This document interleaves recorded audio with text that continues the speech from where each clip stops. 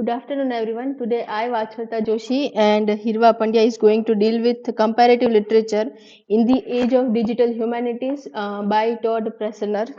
So, here is the abstract of the article.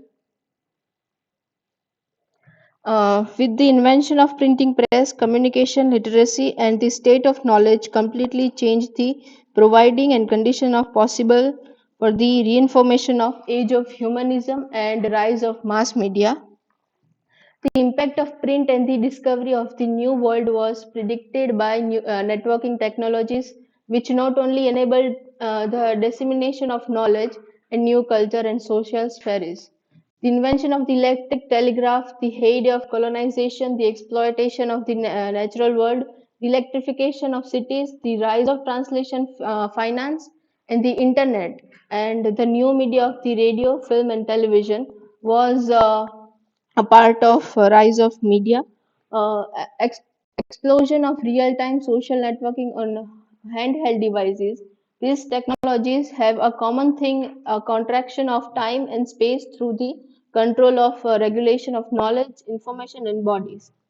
In this regard, every technology has a dialectical underbelly, facilitating the potential democratization of information and exchange on the one hand and the ability to exercise the exclusionary control and violence on the other. On page number 194, this is the key points of the article: age of humanism, rise of mass media, sharing and transforming humanistic and scientific knowledge, and liberation of humankind. On page number 94, there is one critic, Nicholas.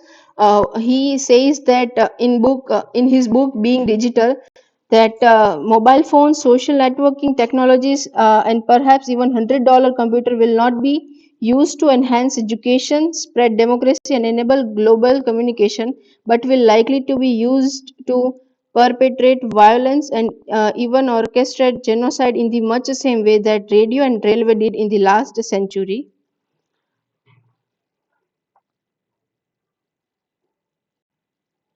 Another one is Paul Gilroy. He analyzed in his study of the fatal junction of the concept of nationality with the concept of culture, along with the Black Atlantic voyages of discovery, enlightenment, and progress. Also meant at the very moment voyages of conquest, enslavement, and destruction. Was there a new communication technologies, including but hardly limited to web-based media forms, locative technologies, digital archives, cloud computing, social networking, and mixed realities was one aspect of digital humanization. And Catherine Hales ponders various possible futures for for comparative literature in the second decade of the 21st century. How to rouse ourselves from the Solomons of 500 years of print.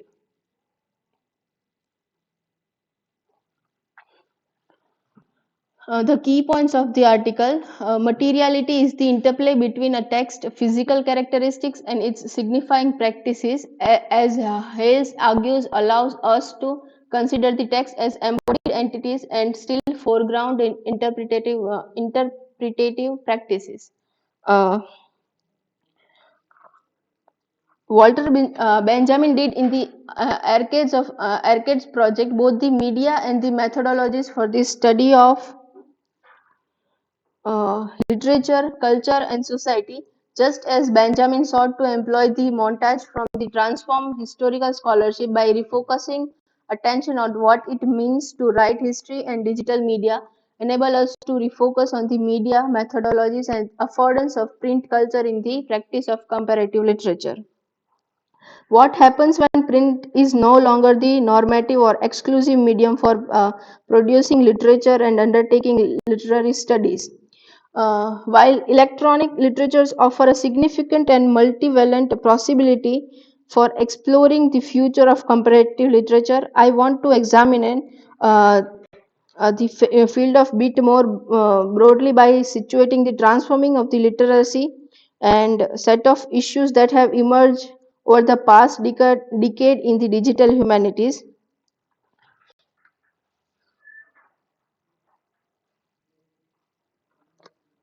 Comparative literature, since they question that they have formed the methodological, disciplinary, and institutional foundation of a wide range of academic fields in the humanities, including history, art, literacy, and culture studies, the humanistic social sciences such as anthropology, archaeology, and information study. The purpose of this chapter is to provide some preliminary signpost for figuring out what it means for the humanities generally and for comparative literature more specifically. A term which is still needs the qualifier digital in order to highlight the proliferation of the media and the move away from strictly print artifacts. Digital humanities projects are almost collaborative.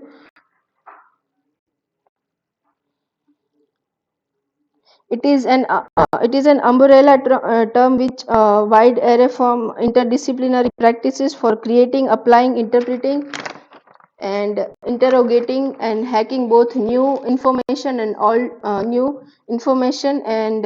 new technologies.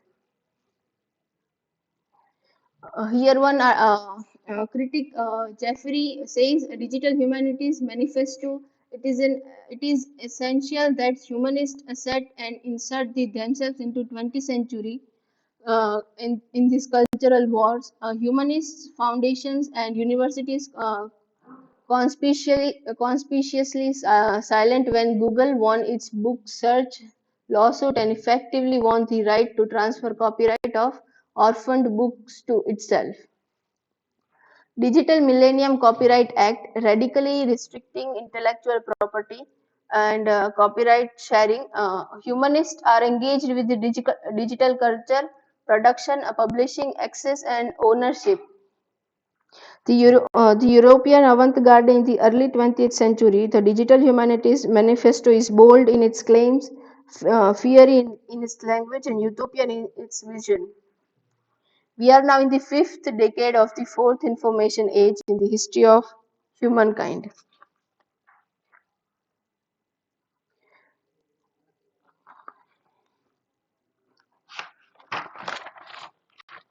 In digital humanities, Google has scanned catalogs and made searchable more than 10 million books. Another app is Technorati has indexed more than 130 million blogs since 2002. Uh, JSTOR, the blogosphere has over 6 million articles from more than 6,000 publishers, and Facebook is currently has a more than 25 billion pieces of content posted by users, and there is Flickr and Twitter too. Users produce on average 55 million tweets per day, which will now be archived and catalogued by the Library of Congress.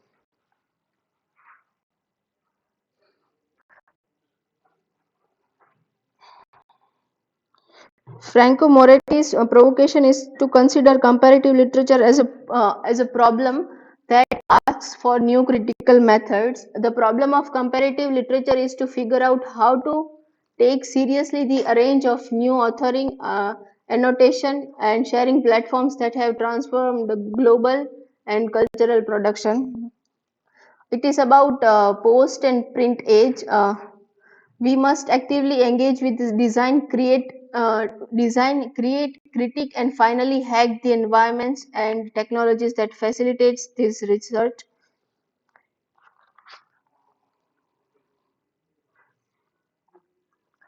The world of print are comparatively different in interactivity and expressivity, but this is not to say that digital media is more evolved than print media or books are obsolete.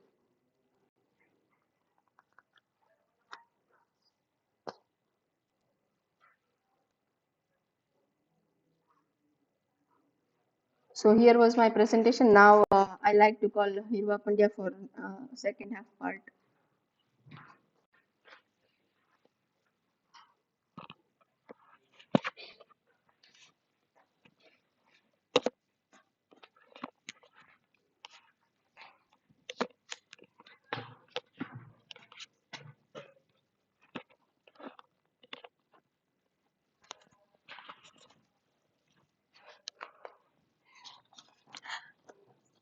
Page number 199, second paragraph.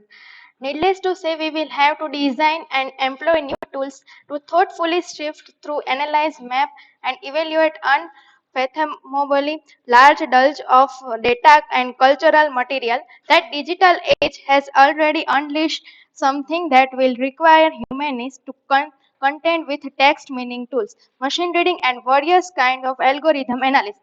Indeed, Moretti has already indicated one possible way of doing this articulation of distinct reading, a specific form of analysis that focuses on larger units and fewer elements in order to reveal their overall interconnection, shapes, relations, structure, form, and models. It is a term specifically against hermeneutics extracting meaning from the text through ever closer microscopic reading, but beyond the distinct reading, we might entertain possibility of machine reading in which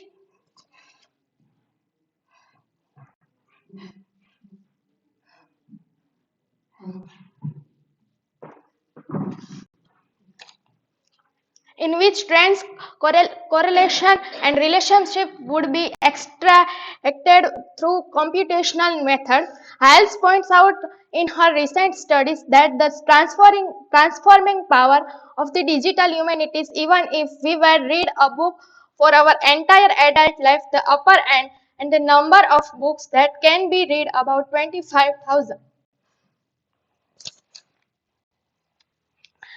As we are the first decade of the massive transformation, it may be somewhat premature articulation new disciplinary, methodological, and institutional fault lines.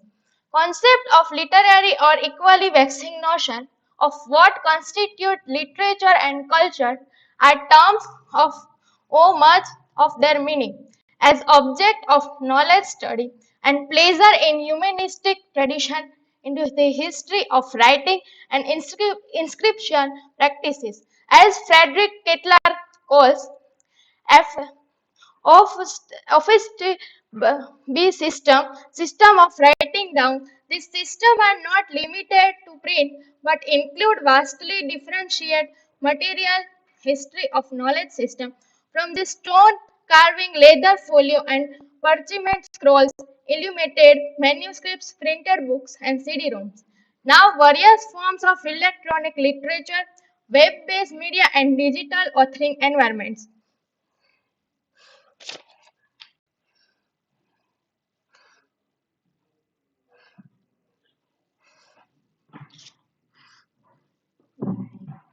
Comparative media studies. There are three features of comparative literature. The first is comparative media studies. Comparative media has been positively inflected by so-called visual turn of the 20th century, opening the horizon of comparative literary and textual study to the field of art, history, photography, film, and perhaps to somewhat lesser extent. Television, digital media offer more fundamental challenge since they not only transform media assumption built into traditional study, but also scholarly environment. Digital media are always already hypermedia and hypertextual. Both originally terms were coined 1965 by the visionary media theorist Theodore Nelson. For Nelson, hypertext is body of written pictorial material interconnected in such complex way that it would be not conveniently represented on paper. Such a system could grow indefinitely, gradually including more and more of the world's written knowledge.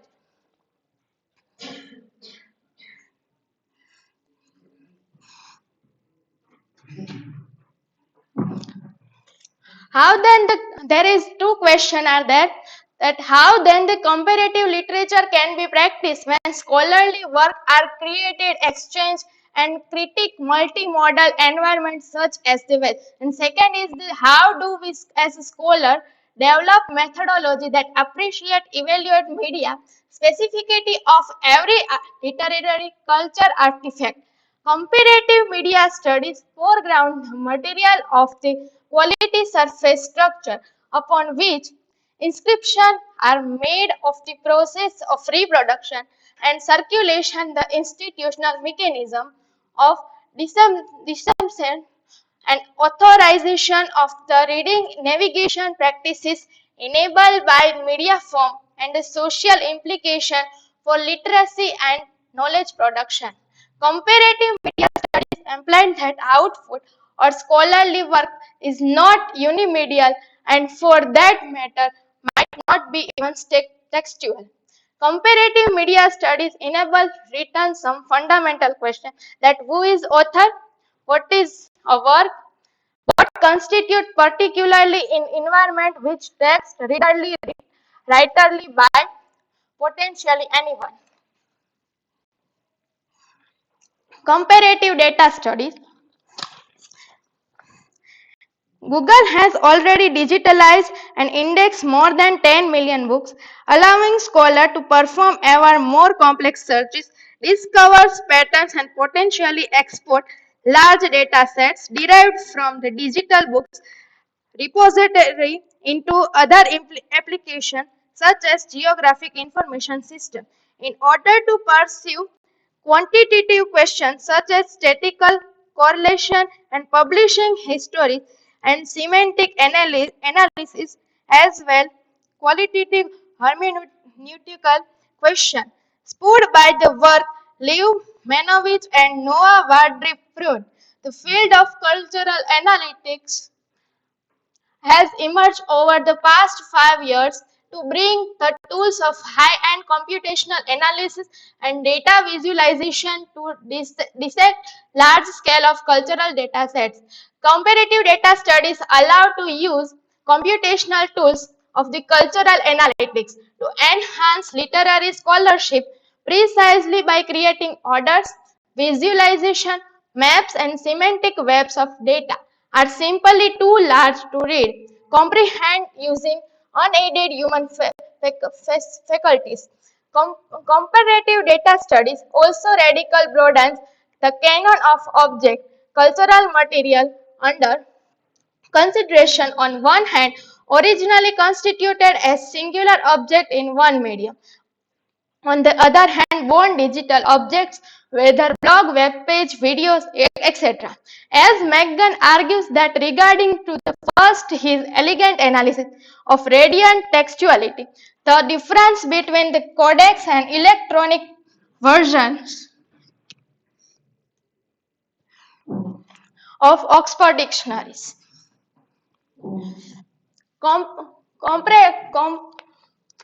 Comparative authorship and platform studies. Why? The comparative authorship and platform studies claims the web and information technologies should certainly critically interrogated.